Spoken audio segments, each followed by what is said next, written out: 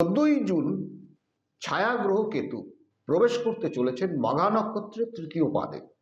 আর এই তৃতীয় পাদে আগস্ট মাসের শেষ সপ্তাহ পর্যন্ত থাকবেন। মঘাকে বলা হয় রাজকীয় নক্ষত্র, আর কেতু হলো মোক্ষ এবং ত্যাগের কারক গ্রহ।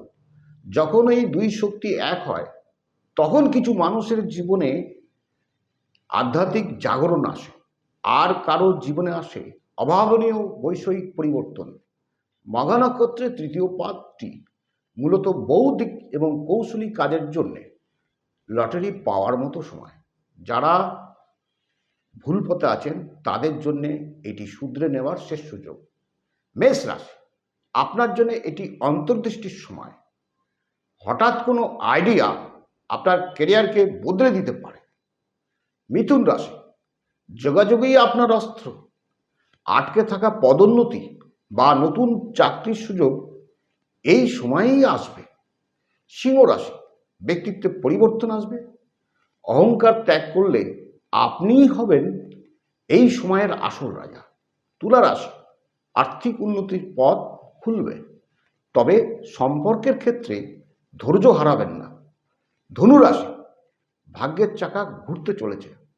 ভ্রমণ বা উচ্চশিক্ষায় বড় কোনো ব্রেক থ্রু পেতে পারেন।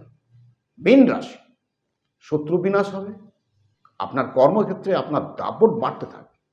শুধু স্বাস্থ্যের দিকে নজর দিন। মঘা নক্ষত্রের তৃতীয় পাদটি বুদ্ধিবৃত্তিক কাজের জন্য পরিচিত। এই 70 দিন পূর্বপুরুষদের উদ্দেশ্যে দান ধ্যান করতে পারেন। এটি পিতৃদোষ কাটানোর জন্য শ্রেষ্ঠ সময়। কেতু এখানে থাকা মানে হলো পুরনো ভুলের প্রায়শ্চিত্ত করা এবং জীবনকে নতুন করে সাজানো।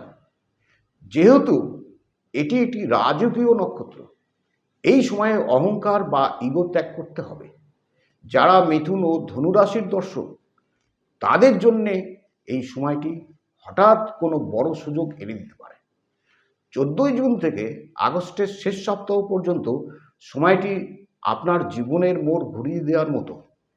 এই 70 দিন কোনো গুরুত্বপূর্ণ সিদ্ধান্ত নেওয়ার আগে ঠান্ডা মাথায় ভাবুন এবং পিতৃপুরুষদের আশীর্বাদ নিন।